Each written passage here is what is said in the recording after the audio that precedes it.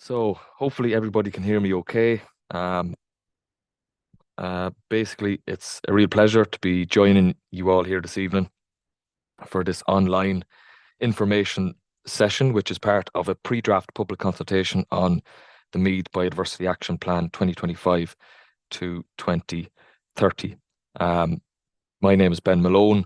I'm the Biodiversity Officer with Meath County Council, and I started in September, and it's with a real haste that we're trying to get this process up and running and roll out a new biodiversity action plan for County Meath, which I'll provide you some details on during this presentation. Listen, we'll just get stuck straight into it. So if I can find my mouse, I'll transition to the next slide. So just in terms of the housekeeping, again, just a reminder to please mute your mics. This is to help produce feedback during the presentation and ensure that we don't have any disruption. And also just be mindful of your video. If your video is on and you're going about your business, just be aware that people might see what you're up to. So if you want to shut it off while you're doing the dishes or out and about, just work away. But if we get to the Q&A and the discussion at the end, you'd be more than welcome, of course, then to turn your video on again and allow people to see who we're chatting to. Just helps with engagement, but there's no pressure either way. Use the chat function if you want to engage with us. That's down at the bottom of the screen. Be reminded that the session is being recorded, both in terms of the presentation, but again, at the Q&A and discussion, just for my own benefit and the note-taking exercise. And then, of course, during the discussion, I think it would be really useful for anybody that would like to come in, if you indicate to us that you're interested in having your say or asking a question, that you use the raise your hand button that's available at the bottom of your Zoom toolbar as well. And then we can line people up and get people in as soon as we can. So the meeting format, it will comprise of a 30-minute presentation followed by a 30-minute discussion Q&A. At least that is the target. So hopefully I can stick to that timeline, but we'll see how we get on. If I feel like I'm running a bit shy of time, then I'll have to scoot through a few slides, but hopefully we'll make it on time. Just by way of a bit of background, I think it's important to know who your biodiversity officer is in the county. As I said, I'm pretty new to the role. I started in September. I'm from Meath myself. I'm sort of a blow-in because my parents are from Monaghan, but I was born and bred just outside Navan, between the Hill of Tara and the town, and went to school in Dunshaughlin Community College then thereafter. Then I headed off to Maynooth. I did an undergraduate in biological and biomedical sciences, but I finished with a biological sciences degree. And then I topped it off with a master's in global change, ecosystem science and policy. That was a joint international between UCD and Gießen University in Germany. And my work experience has been varied, to say the least. I worked in education and the voluntary sector with EQ UNESCO. I was over in Ballycroy National Park as a visitor guide for a while. I went to botany, the botany department in Trinity. But my more recent employments were at the National Biodiversity Data Centre down in County Waterford, where obviously the data centre would provide a lot of services around the provision of a database for Ireland's biodiversity data and a platform for citizen science and tracking change within Ireland's biodiversity. So that was immensely enjoyable. Not only because of the job, but we also have we welcomed 2 new kids into the world down in Waterford as well, brought them up to Meath, and then we had our third when I was working with the local authority waters programme. So I had the pleasure of covering counties Cavan, Monaghan and Louth as a community water officer, and the main I suppose area of focus would have been the implementation of the Water Framework Directive and the River Basin Management Plan, which set out a programme of measures to try and achieve good ecological status in all of our water bodies across the country. So as a community water officer, one of the areas that we would have been spending a lot of time at would have been community engagement and building the conversation around water and building capacity within communities and other stakeholders to engage in that conversation. But the focus this evening is, of course, on County Meath, and as part of this draft public consultation, I've been doing the rounds with some in-person walk-in clinics and information sessions in each of the MDs, covering the Kells MD, Navan Municipal District, Laytown, Bettystown, Trim, Ratoath and Ashburn, getting to some of the libraries and public buildings that are managed by Meath County Council, and giving people a chance to come in and have a chat and get a paper submission into our submission box.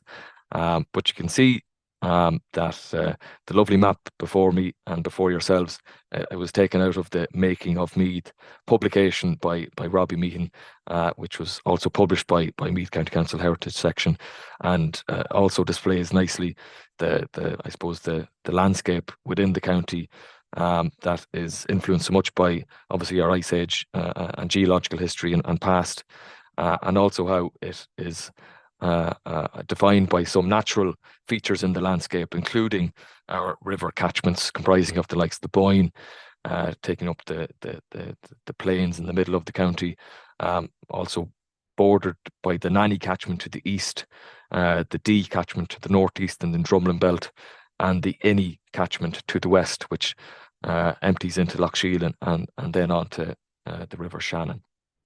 So it's quite a diverse landscape, to say the least. Now, this meeting is about biodiversity, of course, why it is important, why we should value it. We'll go a little bit into Meath's biodiversity, progress to date and ongoing projects, what the pressures are for biodiversity, the local biodiversity or local authority biodiversity action plan, of course, and we'll finish off with an open discussion on local biodiversity issues, local habitats or actions, or any proposals or ideas that you would like to bring to the table this evening. So why does biodiversity matter? Well, before we get into that, I think it's important to take a moment and recognize that not everyone is able to actually fully appreciate what biodiversity is and what it means. And sometimes it just takes a simple chat with somebody you might know or work with to fully understand that this can be a bit of a stumbling block for people. But a formal definition usually reads something similar to biodiversity representing the variety of life on Earth, be it the animals, the plants, the fungi, and the microorganisms. But put simply, it's the nature and the wildlife we see all around us when we step outside the door, and sometimes, of course, inside the door on certain occasions as well. Why does it matter? Obviously, health and well-being, physical, mental, and spiritual is up at the top of the list. The more time we spend outdoors, it's proven to have major health benefits such as lower risk of chronic disease, improved mental health, and well-being. And I know many people who and including some who are in this meeting this evening, that love to take their inspiration from nature as well for their own spiritual benefit, but also their own creative benefit and exploitations, be it through writing or poetry or whatnot, which is great. Biodiversity is also critical to the local economy.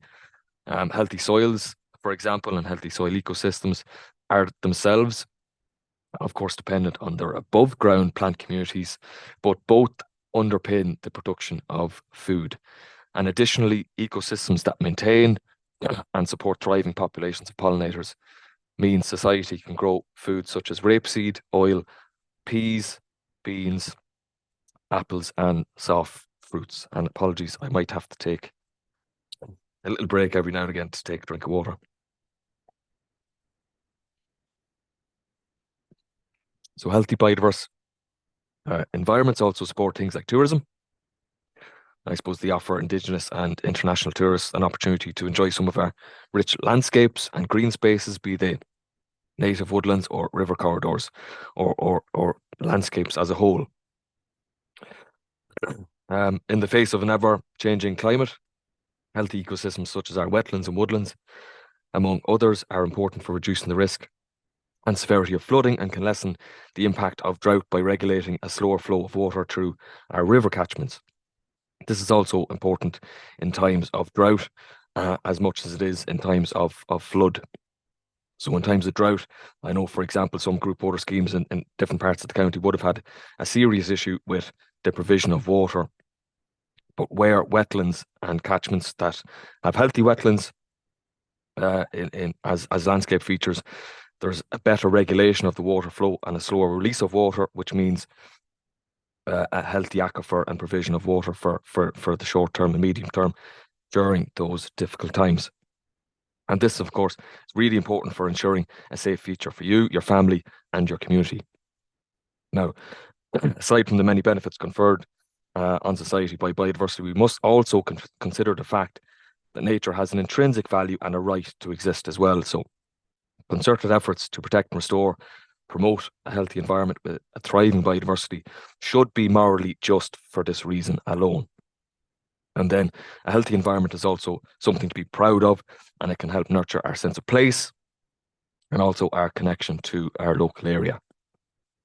Again, tapping into Robbie's publication, The Making of Meath, I thought this was a nice map of the topographical units within the county that showcased various different landscape features that are a result of our geological past.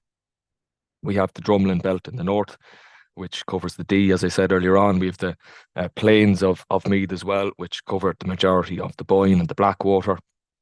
And then, of course, you have some shale ridges and valleys that would delineate some of our other catchments as well, both in the east and the west and the northeast. And these, of course, these variable landscape features also give rise to a diversity of habitats within the county, which is really important for biodiversity. For example, lakes, while relatively uncommon compared to some of our neighbouring counties, can be found in Meath as well, several of which are recognised of being of national importance because of their unique flora and fauna. The rivers that flow through County Meath's historic landscapes, they also provide valuable habitat and wildlife corridor for freshwater and terrestrial species alike. And they also include the rivers of the likes of the Boyne, the Nanny, which we mentioned earlier, the Ward, the Broadmeadow, the Dee, of course, among others. And they flow to our estuaries and coastal environments on the east side of the county, where you'll find the likes of the mudflat habitats, various sand dune systems, and of course, our beautiful sandy beaches. The grasslands are probably, well, they are the predominant habitat in County Meath, but these would primarily comprise of improved agricultural grassland, which is a habitat of, fairly low biodiversity value, but there are small pockets of semi-natural grasslands which do exist, and they persist in places including, small corners of field and road verges, which allow a greater diversity of native grass and wildflower species to thrive. May, of course, the time of the year which we are encroaching on today, is one of the best times of the year for our immense wealth of hedgerows, when our hawthorn begins to burst into flower. And hedgerows, of course, provide an extensive network of wildlife corridors between small and isolated pockets of woodland and other habitats and grass verges and drainage ditches at the foot of many of the hedgerows, which in their own right provide important spaces for biodiversity as well. Woodland habitats are important, yet they're quite scarce, with only 4% woodland cover approximately in the county, which is one of the lowest, if not the lowest, stat for woodland cover in the country, unfortunately. But fragments of woodland do exist, and it's important to protect those, but they also would be found along our riparian corridors in our river valleys and along streams and along the margins of our wetlands and wetland environments.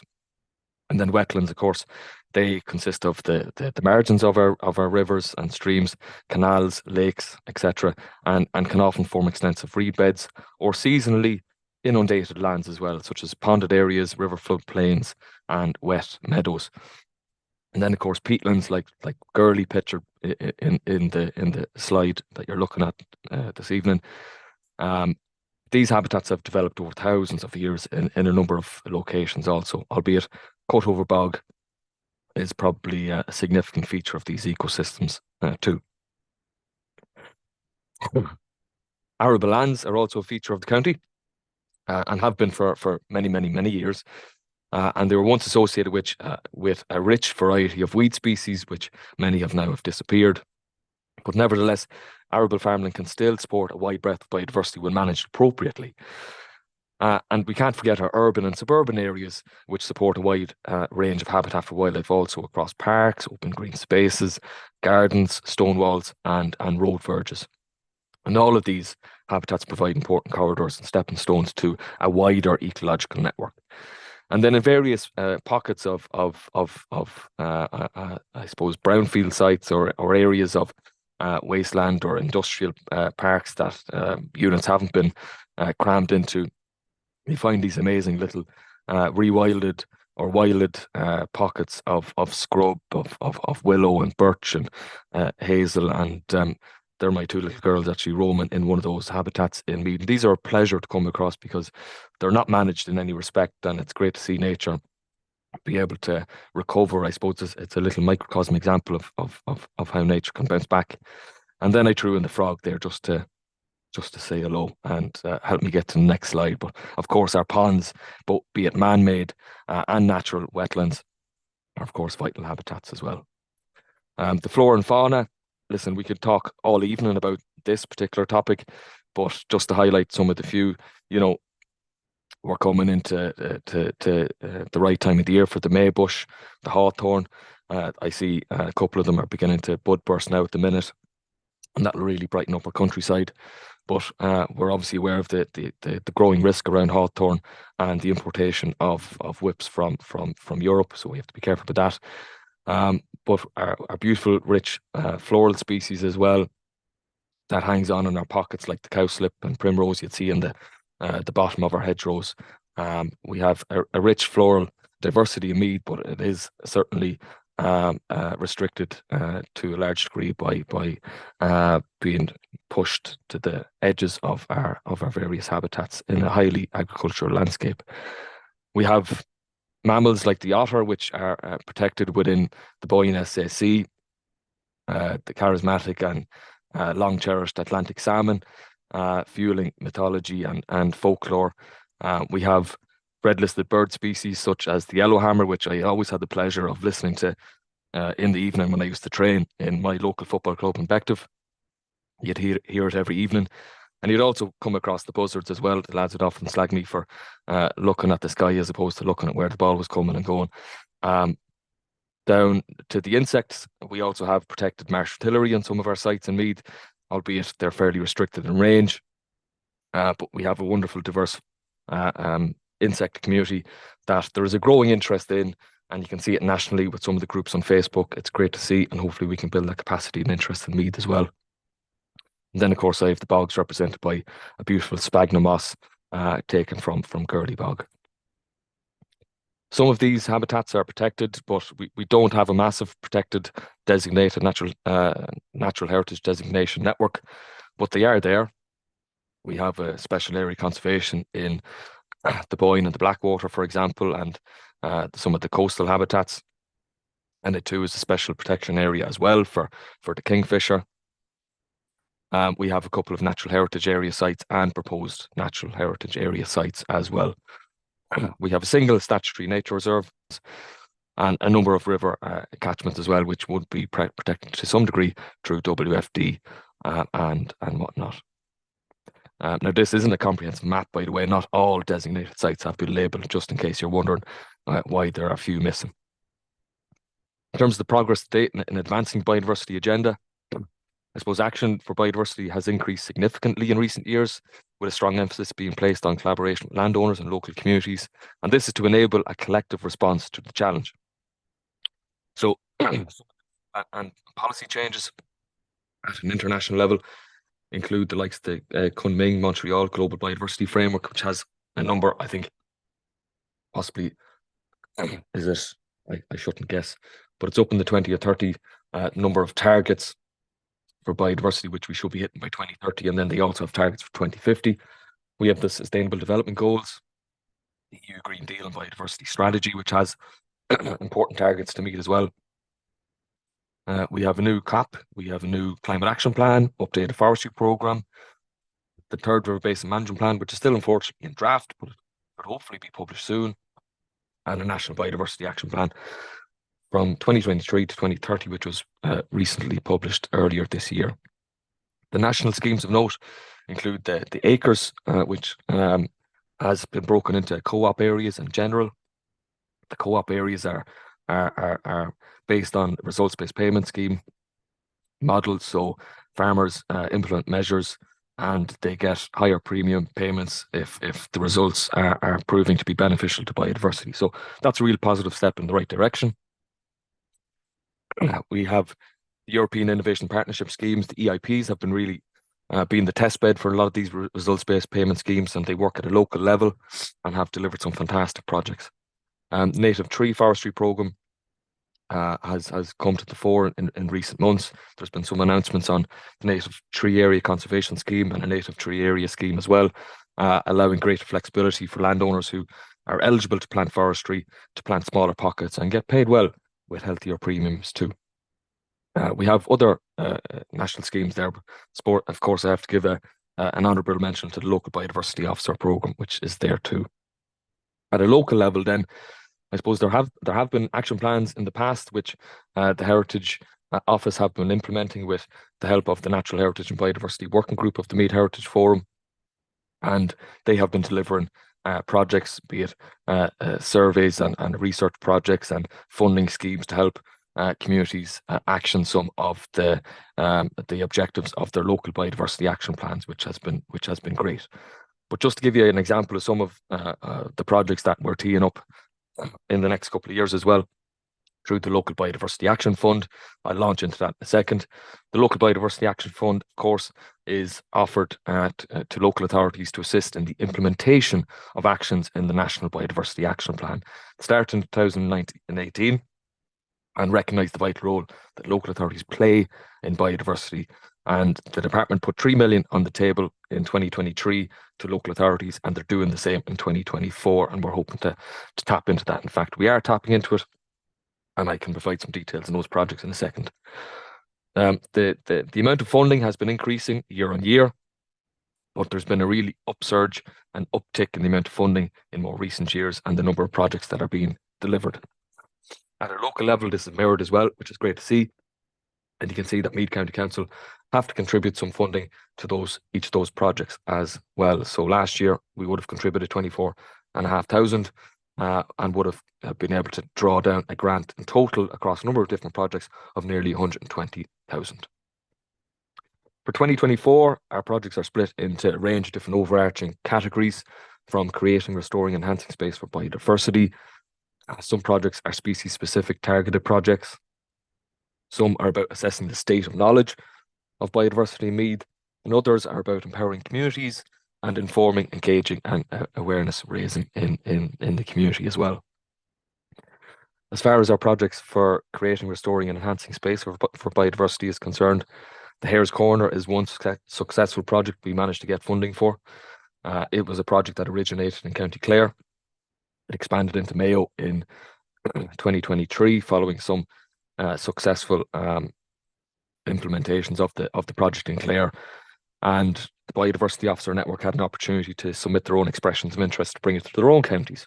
So Meath, thankfully, is the only county in the east of the country where the Hare's Corner has been brought to, and the aim is to provide an opportunity for landowners to implement actions such as creating a mini woodland, mini orchard, a pond, or they could get a professional ecologist in to draw up a plan for nature for the land that they own. So we're aiming to create over 75 Hare's Corner actions across the county, and the interest and the uptake with the number of applications coming in, the deadline for that passed the week before, and it's been really, really positive to date. So I'm delighted with that so far. And there'll be more in that in the weeks to come. As far as the Hill of Lloyd Grassland Management and Biodiversity Enhancement Project is concerned, this is a really great project as well that was led by a local area office with the help of the likes of Loretto as the Heritage Officer. That kick-started in 2020 and is ongoing. We managed to get approved for funding to continue to deliver it.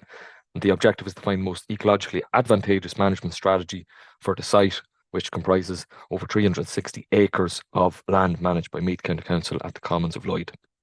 And it's yielding really positive results to date, with a reduction in grass vigor and an increase in the amount of wildflower species that are beginning to colonise the site, which is exactly what we want to see. And this year is going to be a renewed focus just to build further on that evidence base, but also to include a survey of breeding birds to see if they're benefiting as well. We're going to roll out a renewed County Meath Swift project, the last one being in 2019. So we want to resurvey our swifts and see how they're doing. We also want to continue a barn owl conservation project that's rolling out as well. All of the biodiversity officers, I'm glad to say, are contributing towards a new red listing exercise for mayfly. But I also, in Meath, at local level, want to start building that state of knowledge on biodiversity in County Meath, which will hopefully help build a strong biodiversity action plan and help us monitor the actions and progress in the next couple of years to come. We also were approved funding for community biodiversity initiatives, and they span a number of different sub-projects, such as the creation of video resources, running radio adverts to promote biodiversity and pollinator plan actions. We run a small grant scheme for communities, and we will be delivering primary and secondary school biodiversity education, as well with the help of the Irish Peatland Conservation Council on board.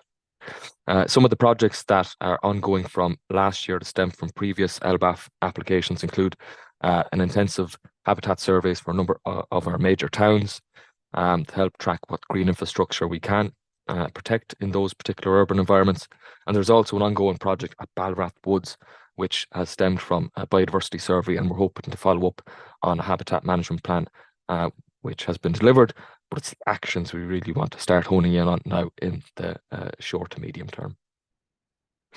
The local biodiversity action plan itself, what is it? This is what we want to start delivering and implementing over the next 5 to 6 years. It's a plan that outlines the objectives, strategies, and actions needed to protect and enhance biodiversity within a specific local authority area. And it's informed by international, national, regional, and local legislation, policies, and needs, which ultimately aims to conserve, restore, record, and promote biodiversity, as well as informing decision makers. So if I just take a quick look at the international, national, and regional, and local legislation that will influence it, for example, it's things like on an international level, the Convention of Biological Diversity, of course, and the Bonn Convention, and so on. At an EU level, we have the Birds and Habitats Directive, the Water Framework Directive, the EU Biodiversity Strategy, which has some ambitious aims and objectives, and the questionable nature restoration law, because it's questionable. We don't know whether it's actually going to be implemented or not, or signed upon, or brought into fruition as a result of some of the hiccups it has encountered in the EU. And then at a national level, we also have the Wildlife Act, the Wildlife Acts. I said Wildlife Action, it's meant to be acts. The Wildlife Act 1976 and 2000 amended. And we have a Wildlife Amended Act of 2023, which imposes a public, what's the phrase? It's lost on me again. Public sector duty on local authorities and all other stakeholders that have a role to play in implementing the National Biodiversity Action Plan, to report to the Minister on an annual basis on how we are progressing with those actions. If we then focus on the aims to conserve, restore, record, and promote biodiversity, the question I want to ask next is, why is this action needed? So this is my little intro to the pressures on biodiversity. And if we look to Sir Robert Watson, who's former chair of IPBES, the Intergovernmental Panel on Biodiversity and Ecosystem Services, he spoke to the Citizens' Assembly on Biodiversity Loss in 2022, and he said biodiversity is central to human well-being. We are destroying it and therefore undermining our own future. And I could have pulled a quote like that from many a respected ecologist and senior researcher in any international or national forum setting. But I thought it was nice to pull from the Citizens' Assembly. Now, science research proves in biodiversity that biodiversity is in decline globally. This is certainly reflected here in Ireland. In 2019, the Irish government even declared a biodiversity emergency. So here are some of the examples of biodiversity decline in Ireland. Greater than 50% of native Irish plant species have declined in range and or in abundance since the 1950s, when there was a serious upsurge in the amount of botany plant recording that took place. The Botanical Society of Britain and Ireland are heavily involved in that space.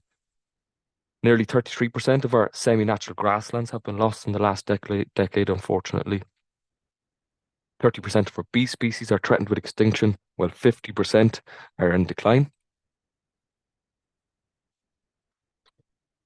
We have 26% of birds in Ireland which are on the red list and considered to be of conservation concern as well, whilst 85% of our EU protected habitats, which include several in County Meath, are in unfavourable condition. So when we look at our likes of our freshwater environment, we know from research and ongoing monitoring from the likes of the EPA and Law Pro and so on that 70% of our water bodies, mostly made up of rivers. We don't have as many lakes, but 70% of our river water bodies, at least in Meath, are not meeting their good ecological status, unfortunately. And a small section of the Dee up near Kilmainham Wood is the only section of river water body in the county to still hang on to its high ecological status. The rest have been lost. Closer to our coastline, our estuaries are also suffering from moderate pollution, largely a result of excess nutrients originating from the likes of agriculture and wastewater infrastructure. And also the ecological health of our dune systems has deteriorated as well, which is largely attributed to recreational activities. And we also have climate change playing a part in that as well, with higher sea levels. Our semi-natural grasslands, as I mentioned earlier on, have been impacted. I suppose this is mainly due to conversion to intensive forms of agriculture and practices such as ploughing and reseeding and fertilizing, which would be probably the primary cause of the reduced distribution.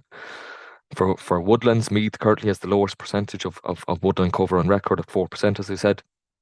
And that's a statistic that includes coniferous, broadleaved, transitional and mixed forests. And of those broadleaf woodlands that are left, they are often competing in many cases against non-native species and suffering from poor management. As far as our hedgerows are concerned, we still have a great network. We have one of the largest in the county, or in the country, but many are unmanaged, sometimes being of poor quality, and they run the risk of being lost by neglect, or in other cases, hedgerow management might fail them and is short of best practice guidelines. And then, as far as our wetlands are concerned, I think it goes back as far as 2010. Meath County Council, through the Heritage Office, commissioned consultants to carry out a wetland coastal survey of County Meath, and it was found that our wetlands at that stage were dwindling, of course, while a significant majority of the county's peatland bogs have also been impacted by human activities such as drainage and exploitation, infilling, fertilisation and afforestation. So, to summarise, what are the main pressures affecting biodiversity? Well, I suppose agriculture would probably be the most dominant pressure, followed by development. You have urban wastewater infrastructure affecting biodiversity, as well as river drainage and river barriers affecting ecological connectivity in our freshwater environment. And we have an impact that is growing from alien invasive species and the introduction of emergent diseases. So when we get a plan up and running to try and tackle some of these issues in the county, it will sit in a hierarchy of plans. It will be, for example, under the Heritage Plan or Heritage Strategy, which was recently approved for County Meath. And it's a strategic document that sets out the overall vision and goals for management and protection of heritage in the county, and that's be it built, cultural or natural. And also, as well as that, what also sits on top of a local biodiversity action plan is the likes of the County Development Plan and the National Biodiversity Action Plan, of course. Now, the local action plans, these obviously set out the objectives and actions, and it is developed with the help of a working group, which I'm glad to say I managed to get up and running in early spring. And these are made up of members of Meath County Council from various sections, elected members, members from Law Pro, Teagasc, NPWS, Inland Fisheries Ireland, the Office of Public Works, the Botanical Society of Britain and Ireland, Birdwatch Meath, the IFA, Antashka, Boyne Rivers Trust, Back Conservation Ireland are represented, as well as the Community Wetlands Forum, and we also have the Boyne Catchment Angling Association, and we have a producer from Boyne Valley Flavours representing the economic interests of our food producing sector in Meath. So what's important in developing a biodiversity action plan is, of course, the local authority, who have a key responsibility for the planning and management of local ecosystems and ensuring sustainable development and enforcing the environmental regulations which we are responsible for. So the Biodiversity Action Plan for the county, it's a local authority document, but it is and should address the concerns and needs of the community and relevant agencies and groups within the county as well. And it's underpinned by that principle of a shared stewardship of biodiversity and a partnership between stakeholders. So what binds all that together and helps us, I suppose, spearhead our path for a medium and long-term route to progress is that identification of a vision for biodiversity in Meath as well, which hopefully prioritises action over a specified period and includes the mechanisms for monitoring the impacts, the mechanisms for review, and of course for evaluation within that process as well. There's a tentative list of broad aims written out in my own notes for the development of the Biodiversity Action Plan, and I've included these within an online survey questionnaire that is to assist people's participation in the public consultation. The first being a broad aim to research within the county to improve our understanding of nature and wildlife in Meath. The second one being to monitor and track effectiveness of the actions that we implement for biodiversity in the county and see how we're getting on with those. Of course, another important one would be to protect and restore habitats for nature. That's where we'll make great ground.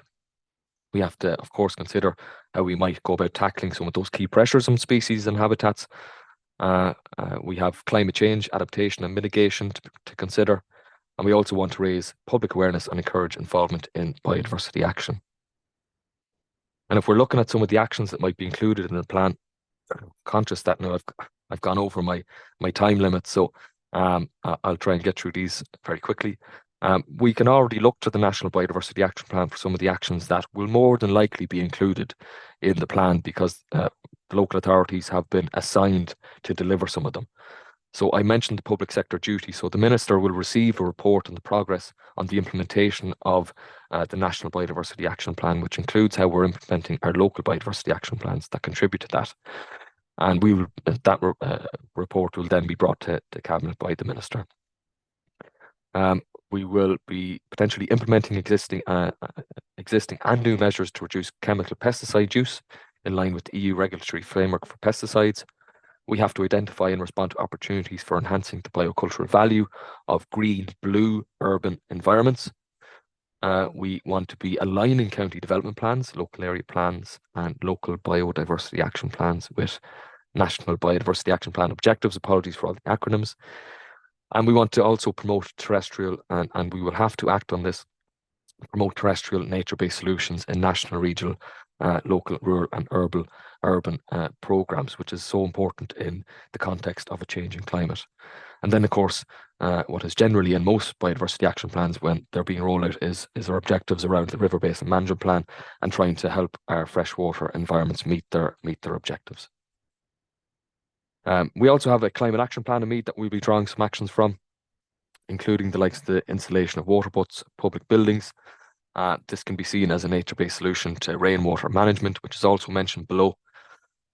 We'll be carrying out ecological assessments and habitat surveys of local authority-owned lands, and we want to identify where there might be opportunities for rehabilitation of habitats or creation or restoration of same. There may be opportunities to plant native woodlands on appropriate local authority-owned lands as well. We might be, or we will be developing and implementing, of course, a local biodiversity action plan, but including those climate relevant measures. So we have to start talking about, obviously, wetlands within that picture as well, and our estuaries, which are also important carbon sinks. And we'll be supporting and facilitating the planting of maybe groups of trees within the boundary of built environments too. So, having rattled through that, I felt like I'd done that very quickly, probably rushed because there was so much content to get through. Now it's about how you actually get involved, how you make a submission. So we would be asking people to send their submissions to us by post, and the address is there. Send them to the Biodiversity Officer, Meath County Council, or you can make it easier for yourself and simply go to our consult.meath.ie webpage, and you'll find our survey questionnaire, which you can complete online, and that would represent an official submission in this consultation. Now, if you don't have time to make a note of that, or if you forget it and you just want to visit the website, the way you'll find the link to the various pieces of information is to look for that council tab. Then I think it's news, notices, events, and consultations. Click on that. And then on the bottom right-hand corner, look at public consultations. Click on that link. And then you'll find the link to consult.meath.ie. So it's a little bit convoluted, but if all else fails, just forward any queries associated with the consultation to biodiversity@meathcoco.ie. And lastly, National Biodiversity Week is coming up, which is great. I have a couple of events lined up. I'm really keen to start promoting these as soon as I can. I have almost 10 plus that we're either supporting in some small way or playing a key role in delivering. So word will be out about those in due course, and I look forward to bringing those to the table for people to get involved in. And thank you very much.